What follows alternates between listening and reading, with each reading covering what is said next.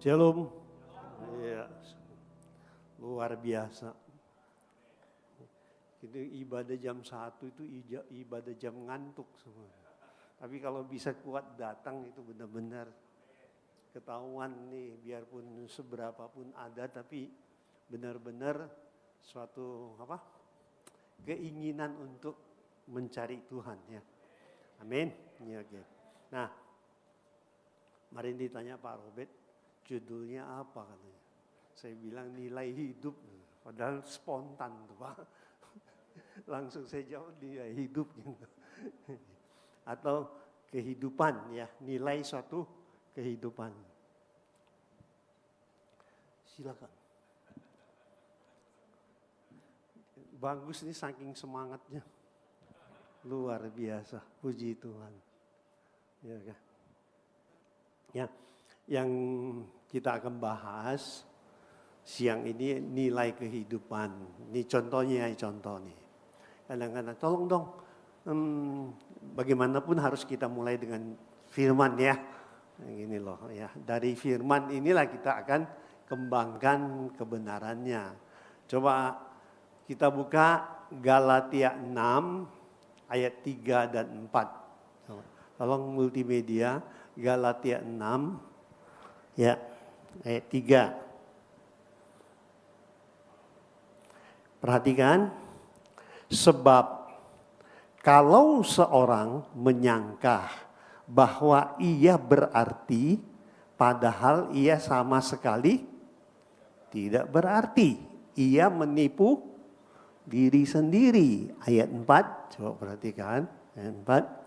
Baiklah, tiap-tiap orang menguji pekerjaannya sendiri, maka ia boleh bermegah melihat keadaannya sendiri dan bukan melihat keadaan orang lain. Ini sebenarnya setiap orang selalu menganggap dirinya lah yang paling bernilai, padahal belum tentu gitu loh ya. Dia punya nilai kan sebenarnya banyak yang berhubungan. Ada seorang ya orang tua nanya kepada anaknya begini katanya. Nilai selembar kertas berapa ya? Seberapa besar nilai selembar kertas? Anak yang pertama bilang tergantung. Tergantung yang ngisinya siapa. Kalau selembar kertas itu berupa cek atau diisi dengan cek, nilainya mahal, tinggi gitu loh. Oke. Nah sekarang nilai sebuah gambar ya, nilai sebuah gambar atau foto atau itu galeri yang kita lihat itu berapa? Kan macam-macam nih ya. Ada yang murah, ada yang mahal sekali. Nah, dia bisa mahal kenapa? Dia bisa punya nilai tergantung yang melukis kan? Ya kan? Tergantung ya melukis gitu. Ya kan? Oke, ditanya lagi nih. Nilai sebuah film dilihat apanya? Pertama, yang mainnya benar, sutradaranya, ya, semua ya. Nah, kembali lagi saudara kalau lihat itu, semua nilai benda-benda ini atau sebuah film, ya, sebuah gambar, sebuah selembar kertas, itu kan tergantung yang ngisi kan ya. Sekarang pertanyaannya, nilai kamu seberapa ya? Pertanyaannya, nilai kamu berapa? Ya. Kan tadi tuh kan Galatia 6 ayat 3, coba deh coba perhatikan. Galatia 6 ayat 3. Perhatikan ya. Sebab kalau seorang menyangka bahwa ia berarti, padahal ia sama sekali tidak berarti gitu loh. Nah, nilai kehidupan Anda Tergantung Anda yang mengisinya, betul. Kalau kamu, jadi mengisinya gini, banyak macam ya. Penilaian seseorang itu terhadap kehidupannya itu kan pertama ya dari budi pekerti. Karena di sekolah sekarang budi pekerti udah nggak diajarin, gitu ya. Nilai itu kan dilihat dari karakter pertama. Lu bernilai, nilai hidup kamu, orang itu hormati, orang itu bisa melihat. Itu pertama itu mungkin kalau saudara lihat nilai hidup itu tergantung karakter Anda itu loh ya. Ya, yang kedua, nilai hidup itu tergantung seberapa hebat kemampuan kamu, umpamanya ya kan, kamu tuh punya kelebihan, punya keahlian, ya enggak, bisa menciptakan. Nah, itu penilaian secara fisik, ya. Nah, yang ketiga ini yang paling penting nih. Semuanya dari itu, seberapa Tuhan itu menilai kamu. Seberapa besar Tuhan menilai kamu. Seberapa penting Tuhan itu terhadap kamu. Itu 3 nilai utama ini harus kita pelajari. Karena gini, ini maaf ya, bukan ini. Saya ini kan seorang peneliti, seorang penulis. Jadi itu banyak tahu, banyak dengar juga, ya kan. Orang Kristen tuh katanya karakternya jelek sekali gitu loh. Maaf nih ya, maaf nih. Bukan saya ngomong loh, ini kamu tanya. Saya ini kan pernah di satu komunitas. Kita tuh pernah gini. Merekrut orang sekolah. Lulus sekolah, sekolahnya teologi loh, sekolah Alkitab. Ya kan? Terus kemudian ada yang beberapa pemilik perusahaan bilang ini, mungkin ya katanya, Pak, bagi dong Pak muridnya katanya, kerja di saya aja gitu. Wah, kita sih senang benar, lulus bisa kerja. Terus dipekerjakan berapa? Itu semua karakternya dari 10 belum tentu ada 2 yang bagus. Ini penilaiannya negatif sekali. Ini negatif sekali. Saya nggak heran. Karena kenapa? Karena tanpa disadari, saudara kalau ngelihat ya. Saya nggak bilang salah loh ya. Tapi harus hati-hati kita di dalam membentuk karakter orang. Jangan kita anggap nggak penting. Gimana kita bisa menangin orang, menangin jiwa, kalau kita tidak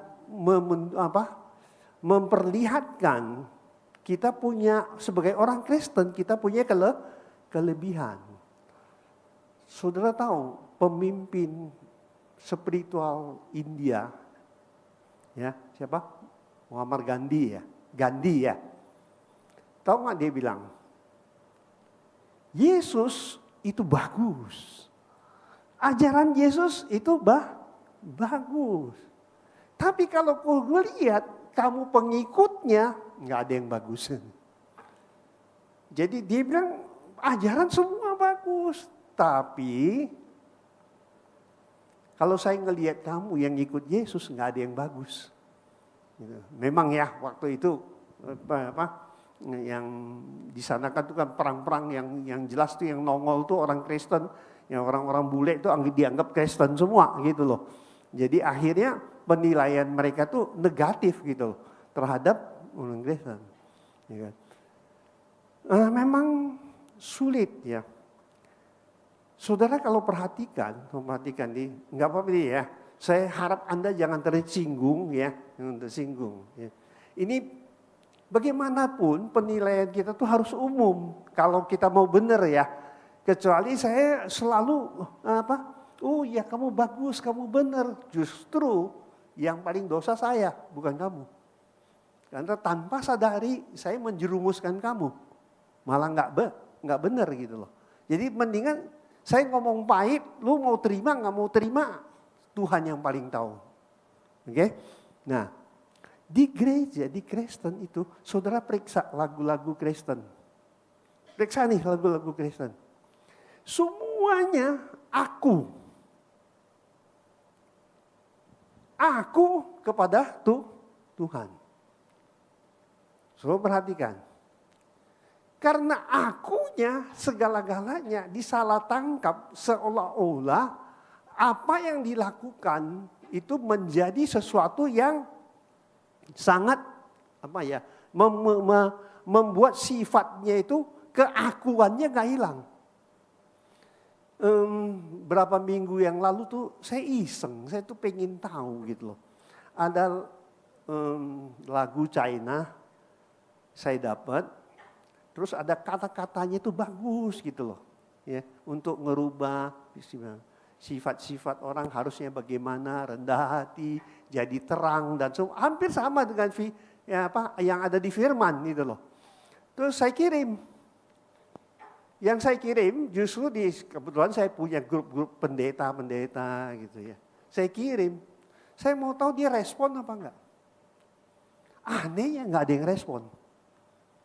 Padahal saya mau tunggu gitu loh. Saya mau tunggu dia respon. Tapi enggak ada yang respon gitu. Ya apa ya saya bilang ya. Kadang-kadang kita tanpa sadar. Coba saudara lihat. Hukum Tuhan itu terdiri dari hukum pertama, kasihilah Tuhan Allahmu, oke? Kedua, yang tidak ini loh, yang tidak kurang penting dari yang pertama. Yang kedua apa? Kasihilah sesamamu. Di mana kita pernah menunjukkan kasihi sesamamu ya? Ya kan? Lagunya bagus, tapi untuk keseimbangan membentuk karakter orang Kristen itu mungkin harus ditambah dengan pengajaran-pengajaran tentang budi pekerti yang telah diberikan Alkitab. Itu yang nggak ada di kita. Jadi sampai sekarang pun saudara kadang-kadang kalau ngelihat apakah orang Kristen akan berubah? Saya ngelihat ke depannya tambah parah. Kenapa? Karena di gereja pun berkejar-kejaran untuk cari jemaat. Kualitas jemaatnya nggak pernah diperhatikan. Jadi yang dipentingin apa? Gerejanya penuh, dia mau sifat kayak apa? Masa bodoh. Tanggung jawabnya sama siapa? Ini yang harus kita pahami. Gitu. Ini kita baru ngomong nilai hidup dengan karakter, dengan pandangan karakter bagi kita orang yang percaya. Saudara nggak percaya? Ini belakangan ini lebih parah atau enggak? Lebih parahnya kenapa? Dibilang ini loh, Kristen itu agama gampangan. Dianggap agama gampangan. Tahu nggak apa agama gampangan? Agama yang kalau sudah masuk Kristen mau berbuat dosa apapun nggak masalah. Coba. Ini benar-benar nih, silakan kalau nggak percaya. Udah banyak kita dengar di luar gitu loh. Ya kan? Nah ini, apakah nilai hidupmu secara budi pekerti ke depannya akan jadi seperti apa? Bayangin. Kadang-kadang miris kelihatannya gitu. Kita yang tahu benar-benar itu. Ya. Maaf ya. Ini bukan lagi marah nih. Oke. Ini namanya saya melihat sesuatu, saya meneliti, saya menyampaikan ke saudara. ya kan? Jadi ya, kasihilah Tuhan Allahmu, pasti kamu dengan memuji menyembah, kamu nggak mengasihi Tuhan Allahmu. Tapi kasihi sesamamunya? Gak ada. Mana ada pujian yang kasihi sesamamunya untuk merubah karakter atau gimana? Nggak ada. Tapi bisa dilengkapi dengan pengajaran. Ada nggak? Ada. Buktinya di mana? Loh, sudah dibilang kan perbuatan daging adalah ini. Galatia 5, 19 sampai 21. Ya, kamu mau jadi orang yang benar, karakter yang benar, miliki buah roh. Miliki buah roh. Tapi kita hanya bisa menyampaikan, tapi kita nggak pernah mempraktekkan. Jadi pertanyaannya itu satu besar sekali. Kapan bisa berubahnya gitu. Ya. Ini yang harus kita tetap penting. Saya percaya dengan penuh Roh Kudus yang akan menuntun hidup Anda. Tapi jangan salah loh. Kepenuhan Roh Kudus itu juga tergantung kamu. Sekalipun memang dari itu Tuhan. Ya kalau Anda nggak bisa berubah, kamu tanya aja kamu penuh Roh Kudus apa penuh Roh Kudus gitu. Ya, itu yang menjadi ini, ya, jadi pertanyaan gitu. Ya. Nah, kemudian terus sebuah nilai di dalam penilaian secara umum.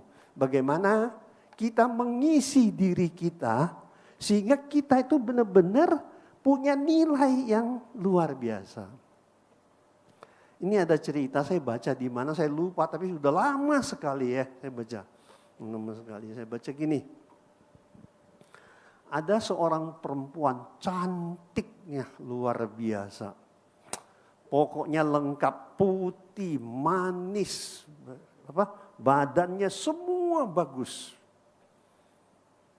Dia bikin pengumuman di web. Dia mau cari suami. Tapi suami yang punya penghasilan 500.000 US dollar per tahun. Jadi kurang lebih penghasilan orang yang mau kawin sama dia itu harus sekitar 7,5 miliar lah sebulannya gitu. Ini dalam setahun dia butuh 500, yang punya penghasilan 500.000 US dollar. Terus di dalam webnya itu ada yang baca, ya kan? Banyak yang nyinyir, ada yang nyindir, ada yang. Tapi ada satu yang sebenarnya ini cukup keras, tapi cukup membangun gitu ya. Cukup keras tapi cukup membangun. Itu kalau nggak salah orang di Amerika yang kerjanya di Wall Street. Itu mungkin ya kalau di sana tuh kalau kerjaan di Wall Street itu mungkin itu termasuk kelas menengah. Bukan kelas yang atas ya, masih kelas menengah ya. Terus dia bilang, dia balas, dia bilang saya punya penghasilan 500 bahkan lebih, 600 saya bisa punya penghasilan. Ya kan? Tapi kalau saya kawin sama kamu sama seperti kamu itu menukar kecantikan kamu dengan uang katanya. Ya. Terus si Webernya bilang yang punya penghasilan 500.000 US itu bilang, bagi saya kalau nikah sama kamu sekalipun kamu cantik bagi saya itu suatu kecelakaan katanya. Ya kan? Satu kecelakaan. Terus dia bilang, coba ya, kecantikan kamu 10 tahun lagi itu akan menurun. Ya kan? Biasanya di satu perusahaan, kalau saya megang kami punya perusahaan, kalau aset itu nilainya sudah turun, buru-buru kami jual supaya enggak rugi gitu loh. Mungkin Anda paham ya?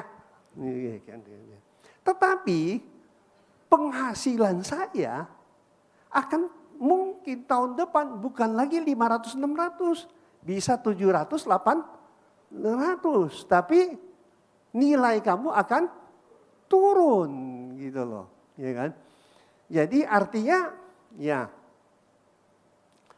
apalagi sudah 20 tahun. Ya kan? Bukan turun lagi, bisa dilelang gitu loh. Siapa yang mau gitu, nilainya udah nggak seberapa. Tapi nilai saya akan naik terus. Jadi lebih baik, ini saran saya buat kamu. Inilah kesempatan kamu sebenarnya. Jangan menukar kecantikan kamu itu dengan nilai uang. Tapi coba kamu ubah hidup kamu. Kamu isi, karena kamu cantik, kamu bisa banyak koneksi, kamu bisa banyak belajar. Coba isi hidup kamu sehingga hidup kamu itu bisa bernilai dan kamu bisa menghasilkan 500.000 US buat kamu sendiri. Mulai paham? Iya kan? Nah, sama dengan kita kan gitu loh.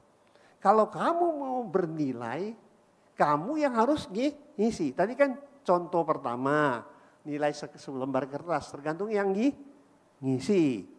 Nilai sebuah galeri atau gambar itu tergantung yang menggambar. Nilai sebuah film tergantung pemainnya dan sutradara. Artinya semua itu kembali lagi tergantung yang ngisi. Nah, sekarang nilai hidup kamu tergantung siapa?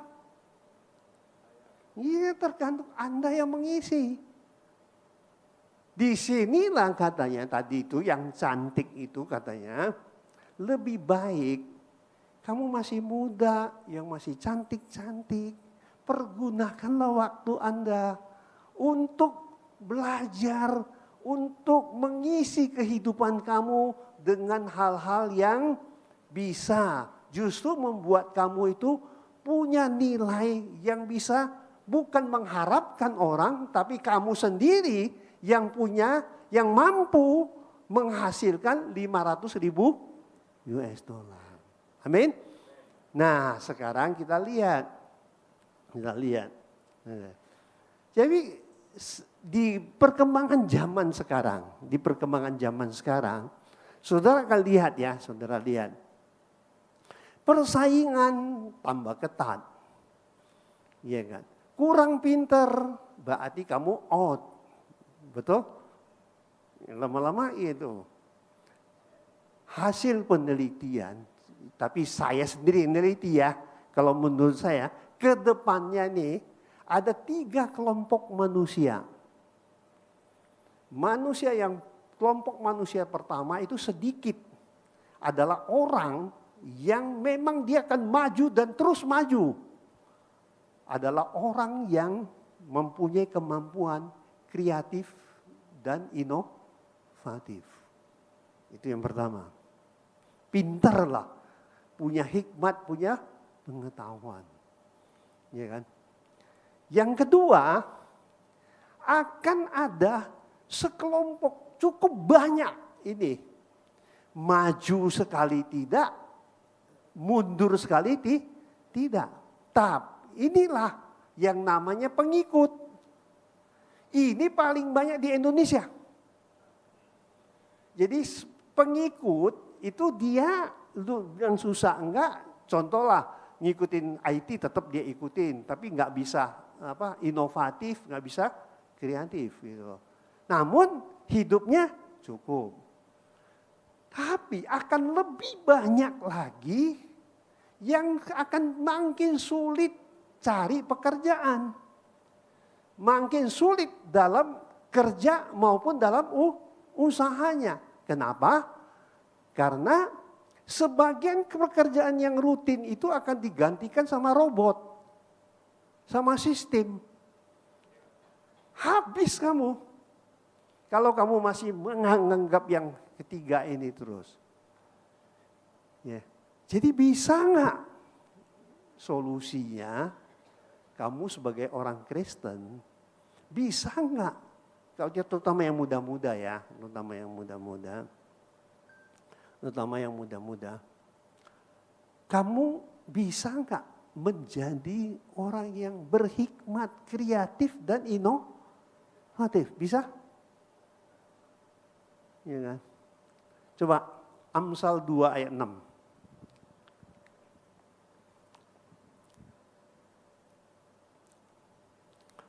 Amsal 2 ayat 6.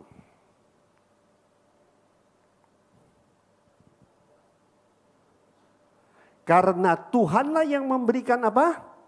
Hikmat dan dari mulutnya datang pengetahuan dan kepandaian. Bisa nggak kalau kita belajar mengerti kebenaran firman, terus kita pelajari dengan benar, justru membuat Anda jauh lebih pintar. Saya ngomong bukan nggak ada buktinya. Kita ngomong ini ada buktinya. Sistem belajar secara duniawi, ya, ada 5 cara yang membentuk manusia itu menjadi akhirnya dia kreatif. Pertama, dia hafal. Kedua, ya, dia mengerti. Ketiga, dia menerapkan apa yang dianya. Yang keempat, dia bisa analisa. Keempat ya, dia bisa evaluasi. Yang keenam, yang kelima, ujungnya pasti dia kreativitas. Ada nggak di firman? Pertanyaannya, ada nggak di firman? Kita buka coba. Ulangan 6 ayat 7.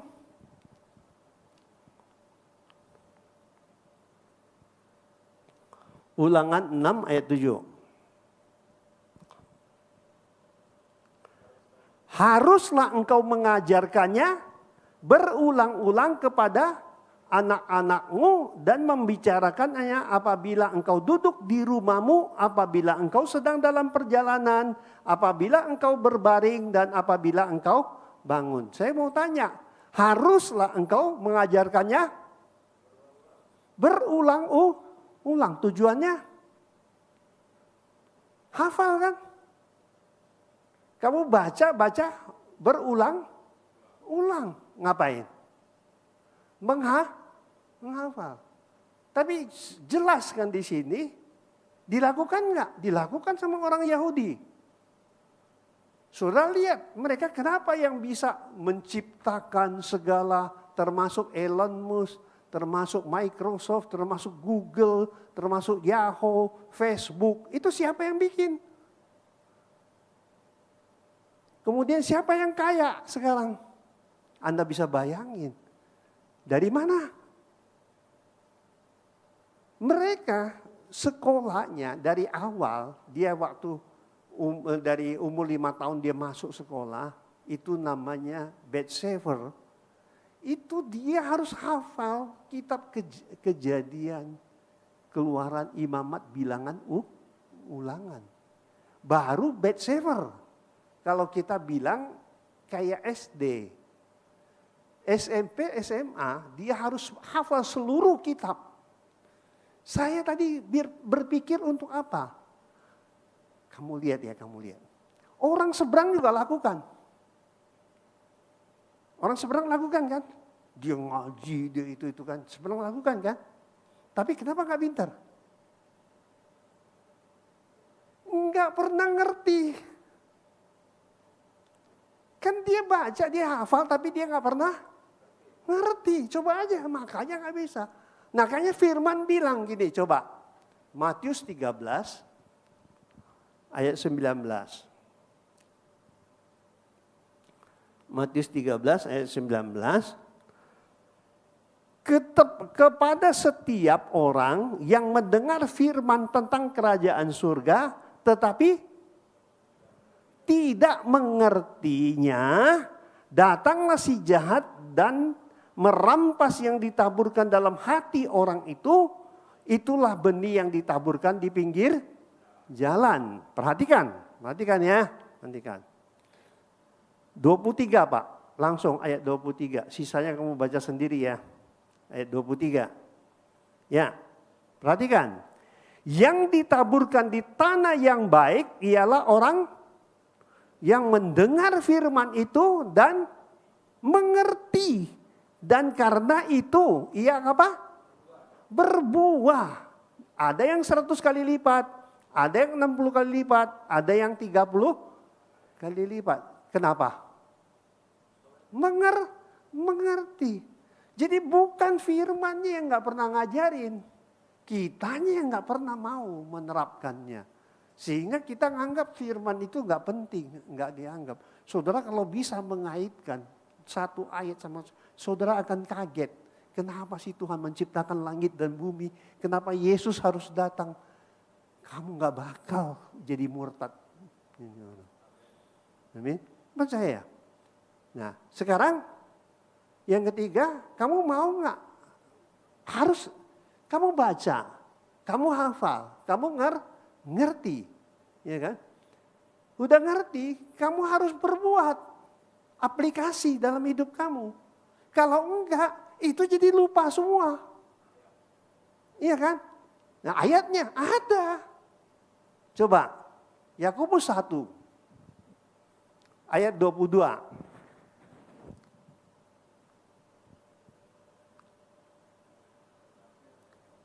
Ya, demikian firman Tuhan. Tetapi hendaklah kamu menjadi pelaku firman dan bukan hanya pendengar. Sebab jika tidak demikian kamu menipu diri sendiri. Pertama, kedua 23, coba perhatikan 23. Tetapi 23, sebab jika seorang hanya mendengar firman saja dan tidak melakukannya, ia adalah seumpama seorang yang sedang mengamat-ngamati mukanya yang sebenarnya di depan cermin. Dia ngaca nih kalau orang yang dengar tapi nggak pernah jadi melakukannya. Terus 24. Ya. Baru saja ia memandang dirinya, ia sudah pergi atau ia segera lupa bagaimana rupanya. Coba sekarang kamu kaitkan dengan yang pertama. Kamu hafal, oke? Tapi kamu ngerti. Tapi kamu nggak pernah lakukan. Hilang nggak?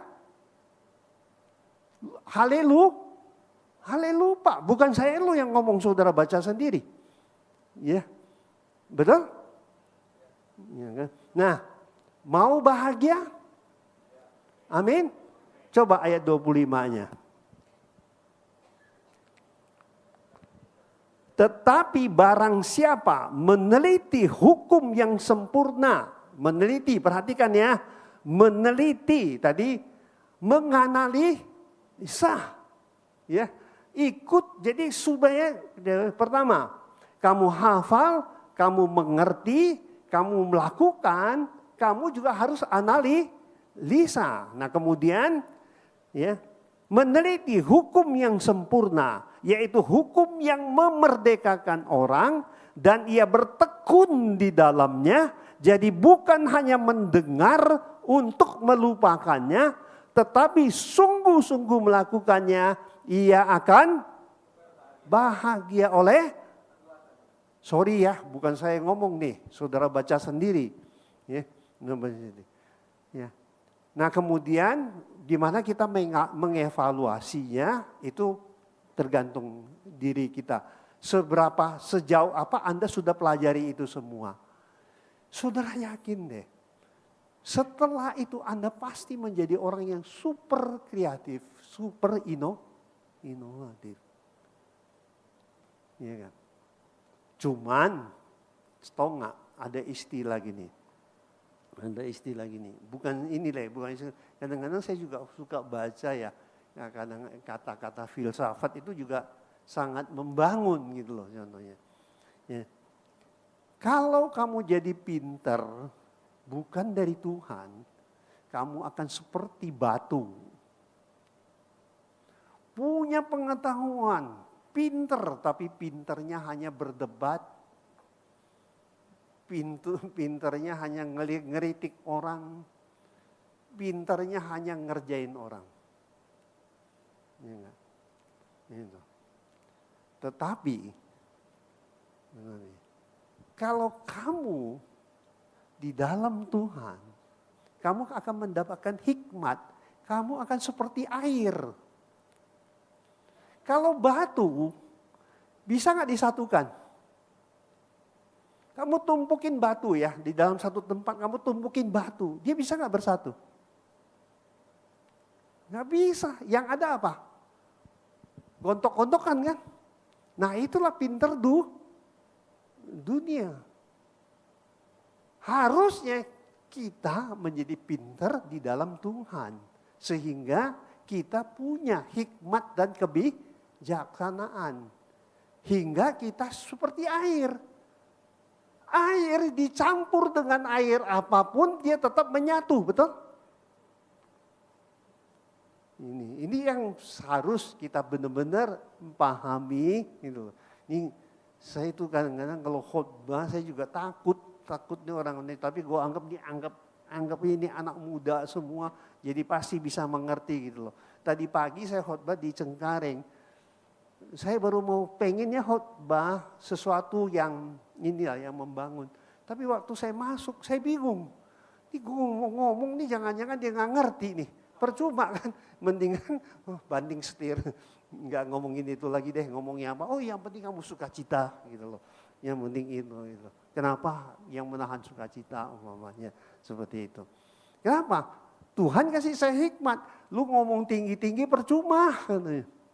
Yang dengar itu orang tua, orang yang pokoknya levelnya itu di bawah gitu loh. Nggak mungkin mereka sanggup nyerapnya gitu loh. Tapi kalau saya sampai ngomong di sini kepada saudara, berarti saya anggap Anda ini orang pintar-pintar semua. Amin. Ya. Itu. Yang bisa menerapkan. Nah yang ketiga terakhir ya, yang ketiga. Habis ya waktunya ya. Masih ada nggak ada? Masih ada. Ini kadang-kadang kalau udah ngomong nggak sadar gitu loh. Yang ketiga itu bagaimana ya nilai kamu di hadapan Tuhan. Itu penting sekali gitu loh. Nah disinilah pentingnya ya. Kalau saudara intim dengan Tuhan, ya, jangan bilang kamu itu nggak bisa intim. Tergantung diri kamu mau lakukan apa enggak. Ya kan? Saya sendiri saya merasakan. Pertama kayak gini umpamanya. Dengan kita mau intim dengan Tuhan, dekat sama Tuhan, itu tidak terlepas seperti Daud. Tahu nggak saudara, Daud itu bisa dipilih karena apa? Dia dipilih waktu dia belum jadi raja, belum diurapi jadi raja, dia itu adalah pengembala kambing domba. Mendingan banyak kambing dombanya. Cuma 3-5 ekor. Digembalakan sama dia. Namun waktu senggangnya, waktu dia nunggu kambing dombanya, apa yang dia lakukan? Dia memuji dan menyembah Tuhan. Makanya dia dipilih. Ya, dipakai Tuhan. Saudara lihat lagi. Saudara kalau baca Amos 9 atau 2 Samuel. Kamu baca di 2 Samuel, ya kan? Ayat 6 tentang Obed-Edom. Ya. Kenapa Obed-Edom itu bisa diberkati waktu tabut Allah taruh di rumah dia 3 bulan, dia diberkati luar biasa. Di rumah Abinadab 20 tahun tidak diberkati. Tapi di rumah Obed-Edom, ya, Obed-Edom baru ditaruh 3 bulan, seluruh keluarganya, seluruh pekerjaannya, seluruh tanamannya, seluruh peliharaannya diberkati luar biasa. Kenapa? Obed-Edom adalah salah satu pemuji dan penyembah di bait Allah. Jadi dia memuji, menyembah. Itu salah satu. Ya. Cara lainnya ada lagi. Kalau kamu yakin firman itu adalah Allah. Ya kan? Firman Allah bukan? Ya kan? Saya perlu sebut ayatnya, nggak usah lah ya. Waktunya terlalu banyak habisnya. Oke? Firman itu adalah Allah. Nah kalau kamu sering baca, sering renungkan firman, sering kamu mau mengerti, berarti kamu mau mengerti Tuhan kan? Kamu disayang Tuhan nggak? Amin. Ya itu banyak cara yang bisa kita pakai. Ya, saya nggak perlu uraikan sedetail mungkin. Percuma juga kalau saya ngomong sama saudara-saudara nggak lakukan, itu juga jadi sia-sia. Namun itulah semua nilai kehidupan yang penting untuk diri kita. Supaya kita bisa menaikkan nilai hidup kita baik secara budi pekerti atau secara karakter maupun hidup di dalam di dalam dunia usaha, pekerjaan, ya, maupun secara kerohanian kita. Kita punya nilai di mata Tuhan. Tuhan berkati. Amin. Kira-kira bisa nggak? Di sini saya ngeliat luar biasanya. Saya juga senang untuk ambil bagian pelayanan di tempat ini. Kalau saya ngeliat gembala-gembalanya, pengajarnya, gembala-gembalanya semua luar biasa. Bukan muji. Mereka punya kerendahan hati, mau dengar, mau belajar, ya enggak, mau bersama, itu luar biasa, gitu ya. Di tempat lain saya nggak menemukan kayak gitu loh. Ya, tapi di sini ada contoh yang baik gitu loh. Ya, itu buat apa? Buat kita semua bahwa kita juga harus sadar kita perlu punya kerendahan hati, mau belajar. Ini yang nggak ada loh, hati-hati kamu. Ya. Mau belajar itu nggak gampang, mau punya kerendahan hati untuk melakukan itu nggak gampang, gitu loh. Ya kan? Baca firman bosan nggak? Nuh, nggak ada yang amin kan? Coba baca firman bosan nggak? Bosan kan? Jujur aja, nggak usah ini, nggak usah apa. Nah, bisa nggak kamu bisa nggak gini loh? Bisa nggak kamu bikin dia nggak bosan? Bisa? Harus bisa. Coba terapkan, kamu baca, kamu mengerti, terus kamu lakukan, itu pasti hidup semuanya. Amin? Ya kecuali lu baca aja nggak mau, apalagi hafal. Iya, udah dah. Ya kembali, bukan menghakimi ya, bukan menghakimi. Kembali lagi kepada diri Anda. Mau nggak nilai hidup kamu naik? Ingat ya, saya ngomong sekarang tadi akan terjadi 3 kelompok manusia di dunia ini. Saya ngomong sekarang, kamu akan lihat 10-20 tahun. Belum tentu saya masih ada, gue udah 72. Mudah-mudahan 20 tahun, 92 masih bisa khotbah kayak gini. Masih gue bisa, masih bisa, saya bilang gitu. No, 20 tahun yang lalu gue udah ngomong kan gitu. Ya puji Tuhan kalau memang bisa, kalau memang Tuhan izinkan semua. Tuhan berkati. Amin. Mari kita tundukkan kepala kami, bersyukur Bapa.